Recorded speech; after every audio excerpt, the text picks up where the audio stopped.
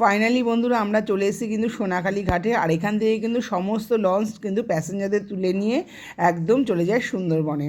তা আমিও একটু ভিডিও করে নিলাম। এই ফাঁকে দেখো কত লঞ্চ দাঁড়িয়ে আছে, এক একটা লঞ্চে কিন্তু এক এক রকম নাম আছে। তা ফাইনালি লঞ্চে কিন্তু উঠে গেছি, হাতে পেয়ে গেছি গরম গরম লুচি, আলুর দম আর জয়নগরের মোয়া।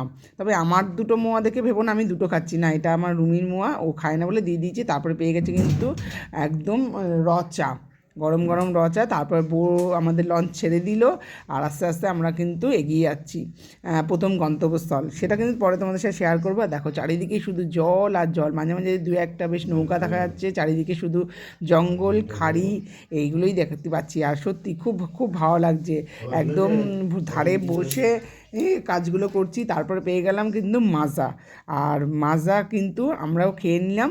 আর একটা রুমিকে দিলাম, একটা আমি খেলাম, একটা তোমার দাদা। তারপরে খেয়ে নিলাম কিন্তু চিংড়ির পাকোড়া, এই যে গরম গরম চিংড়ি পাকোড়া সস দিয়ে। তা কেমন লাগলো ভিডিওটা জানিও, টাটা।